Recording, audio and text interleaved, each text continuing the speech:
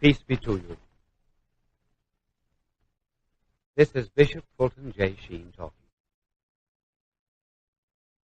And this will be the beginning of over 24 hours of talking. Women are accused of doing all the talking. This is to prove that men do their share. I remember some years coming back from Europe, and a steward came out on the deck of the ship, and he said, "Are you the Bishop Sheen who gave the mission sermon at St. Patrick's Cathedral 2 years ago?" "Yes." He said, "That was a wonderful sermon. I enjoyed every minute of that hour and a half." I said, "My good man, I never talked an hour and a half in my life." "Well," he said, "it seemed that long to me." Now this will well be over that hour and a half. And we have had alternatives in making these discs. One alternative would be to write out everything that I was going to say to you, and then read it to you. The other alternative would be to study, to meditate, and then to talk out of the fullness of my heart without notes. That is the way that I have chosen to do. Now, this second method has many imperfections about it. There will be faults, there will be mistakes. I will miss a word here and there. And I am absolutely sure that there will come a moment in your life, and in listening to these records, that you had wished that I had read it. You will be somewhat in the position that God must have been in when He made Adam. He looked at Adam and then said, "I could do better than that." And then He made Eve. But we've chosen this method of the open discourse in order that we might commune and have an encounter one with another. And the subject, in general, will be the philosophy of life. Now, where begin? Well, there are two ways of waking up in the morning. One is to say, "Good morning, God." And the other is to say, "Good God, morning." We are going to start with the second.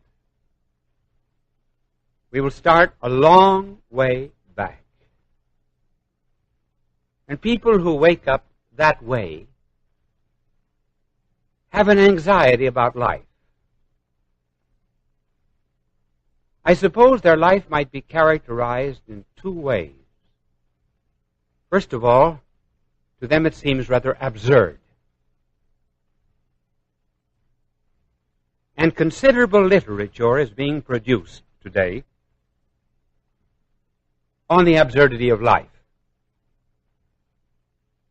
I suppose one of the best expressions of that absurdity was a novel about a city on the other side of the river. And in this particular novel, there were two factories.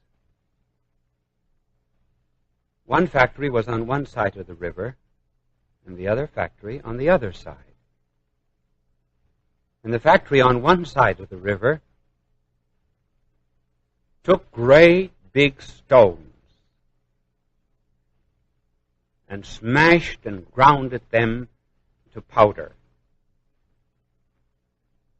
Then, when the stones were reduced to powder, they shipped the powder to the other side of the river, where there was another factory that turned them into great big boulders.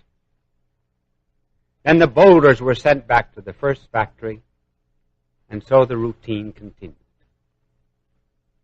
This was to be a literary expression of the way people today regard life. One finds this absurdity often too expressed in the writings of an existentialist who pictured three people in hell. Each one wanted to talk about himself, his own aches, his own pains, and the others were not interested. They were concerned only with their own aches and pains. And finally, when the curtain goes down, the last line of the play is, "My neighbor is hell." Now, this is the way some people live. And along with this sense of absurdity, there is also a drift. Many minds are like Old Man River. They just keep floating along. No goal. Just a kind of an arrow without a target. Pilgrims without a shrine. Journeys at sea without any kind of a port. Now, what is the common conclusion of people who wake up and say this? Good God, morning. I think the common characteristic of them all is life has no meaning.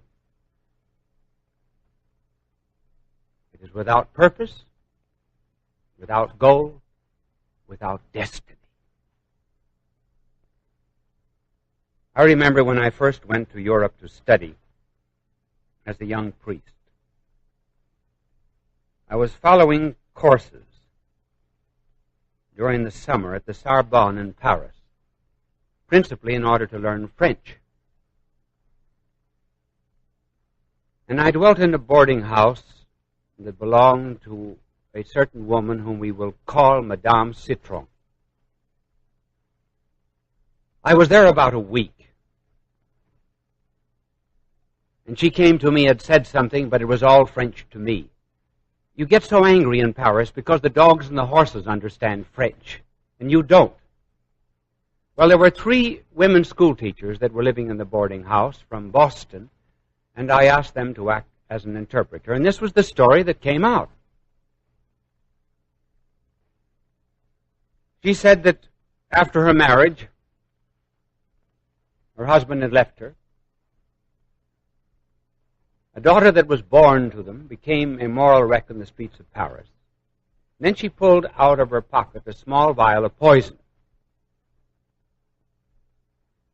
She said, I do not believe in God. Sometimes the thought comes to me that there is a God, and then in case there be one, I curse him. So I've decided, simply because life has no meaning and is absurd, to do away with it. I intend to take this tonight. Can you do anything for me? Well, through the interpreter, I said, I can't if you're going to take that stuff. So I asked her to postpone her suicide for 9 days.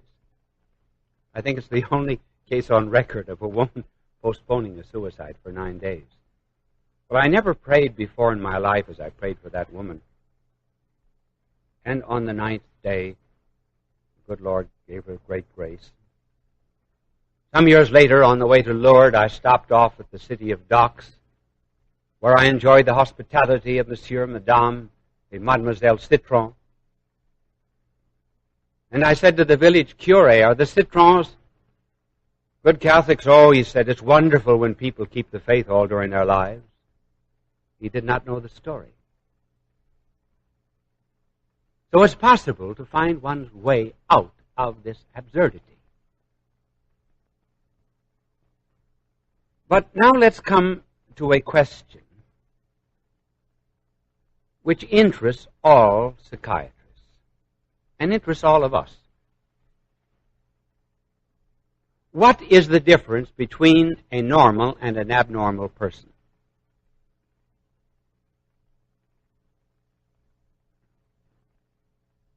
The difference is this. A normal person always works toward a goal or a purpose. The abnormal person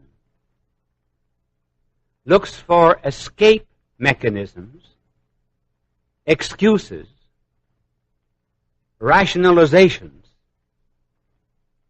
in order to avoid discovering the meaning and purpose of life. That is the difference. The normal person sets for himself a target. For example, in this life, a young man might want to be a doctor or a lawyer. But beyond that, there's something else. Suppose you ask, what do you want to do after you become a doctor? Well, I want to marry, and then raise children, and then be happy, and then make money, give money to my children, and then there comes the last, and then. The normal person knows what that and then is.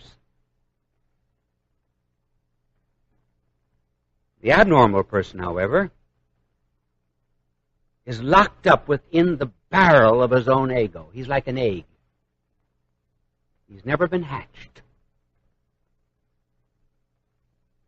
He refuses to submit himself to a certain amount of divine incubation in order to arrive at a different life than he has.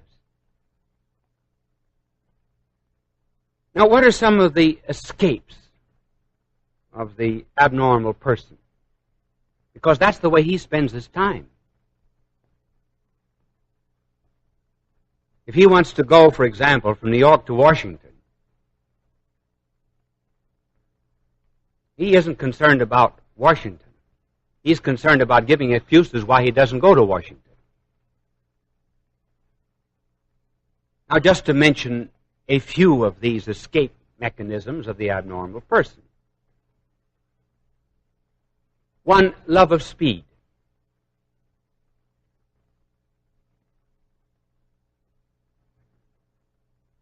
I believe that an excessive love of speed, or should I say, a love of excessive speed, is due to a want of a goal or purpose in life. So they do not know where they're going, but they certainly are on their way. And there may even be an unconscious or half-conscious desire to end life because it is without purpose. Another escape would be sex, throwing oneself into business in an abnormal kind of way in order to have the intensity of an experience atone for a want of goal or purpose.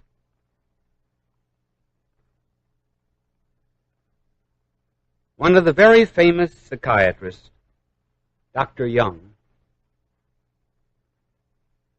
said that after 25 years of experience of dealing with mental patients, I would say that at least 1/3 of my patients had no observable clinical neuroses, but all of them were suffering from a want of the meaning and purpose of life. And not until they discover that will they ever be happy. In other words, the vast majority of people today are suffering from what might be called an existential neurosis. The anxiety and the problem of living. The answering of the question, what is it all about? Where do I go from here?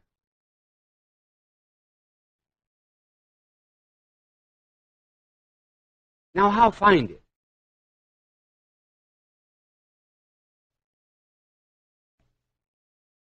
I know what you're thinking. Now you're thinking, now he's going to tell us to get down on our knees and pray to God. No, I'm not.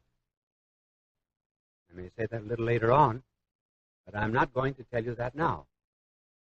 And why? Because people who have an existential neurosis are too far away from that for the moment. I'm offering two solutions. First, go out and help your neighbor.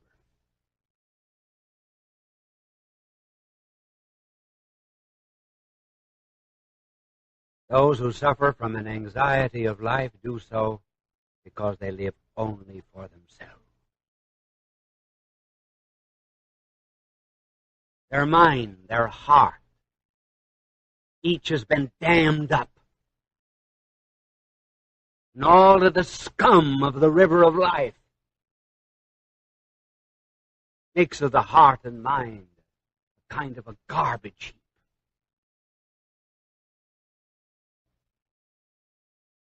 And the easiest way out of this is to love people whom you see. If we do not love those whom we see, how can we love God whom we do not see? Visit the sick. Be kind to the poor. Help the healing of lepers. Find your neighbor. And the neighbor is someone in need. Once you do this, you begin to break out of the shell. You discover that your neighbor is not hell, as Sartre says. That your neighbor is part of yourself and is a creature of God. Not very long ago, there was a father brought to me his young son, a very self-wise, conceited, young delinquent who had given up his faith and was bitter with himself and everyone whom he met. The next day, the boy ran away from home. He was away from home for a year. The boy came back as bad as ever. And the father brought him to me and said, "What shall I do with him?" I said, "Send him to school, but not in the United States." So I recommended another school. Now, do not write and ask me what that school was. I recommended a certain school to him, and about a year later, the boy came back to see me. He said, "Would you be willing to give me moral support for an enterprise that I have undertaken in Mexico?" He said, "There's a group of boys in the college where I am who have built a little school, and we have gone all around the neighborhood and brought in the children to teach them catechism. We have also brought in a doctor from the United States once a year and for 1 month to take care of all of the sick people of the neighborhood." And I said, "How did you become interested in this?" Well, he said, "The boys went down there during the summer, and I thought I would go down too." And he recovered his faith and his morals and everything else in his neighbor.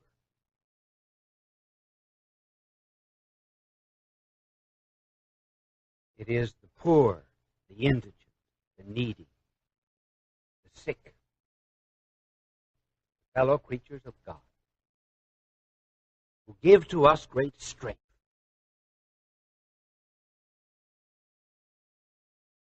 Some years ago, there was an Indian who went into Tibet. He went in to do a little evangelizing of that non-Christian country. And he took with him a Tibetan guide. In the course of the trip, they got very cold, crossing the foothills of the Himalayas. They sat down, exhausted, almost frozen. And this Indian, whose name was Singh, said, "I think I hear a man moaning down there in the abyss." And the Tibetan said, "Well," he said, "you're almost dead yourself. You can't help him." And Singh said, "Yes, I will help him." So he went down, dragged the man out from the abyss the best he could, and carried him to the nearby village, and came back completely revived. Revived by that act of charity. And when he came back, he found his friend, who refused to aid the neighbor, frozen to death. So the first way to escape the anxiety of life is to find your neighbor. The second way is to leave yourself open to experiences and encounters with the divine, which will come to you from without. I say, leave yourself open. Your eye does not have light. Your ear has no sound or harmony. Food of your stomach comes from without. Your mind has been taught. Your radio pulls in unseen waves from the outside. And therefore, allow this hole in your head, this hole in your heart, to receive certain impulses that come from without, that will perfect you. No matter how far away you be from what I'm talking about, they will still come. I remember once inviting a woman to see me who had just lost her 18-year-old daughter. She was very rebellious, had no faith whatever. And she said, "I want to talk about God." I said, "All right, I will talk about him for 5 minutes, and then you talk about him or against him for 45, and then we will have a discussion." Well, I was talking about 2 minutes, and she interrupted me. She stuck her finger under my nose, and she said, "Listen, if God is good, why did he take my daughter?" I said, "In order that you might be here, learning something about the purpose and meaning of life." And that is what she learned. She found it and discovered it. So I am suggesting that you will not just reason yourself into the meaning and purpose of life. You will act yourself into the meaning and purpose of life by breaking the shell of egotism and selfishness, by cleaning the windows of the moral life and allowing the sunshine to come in. You would not be seeking God if you had not already in some way found Him. You are a king in exile. You have a kingdom. We will tell you more about it later on.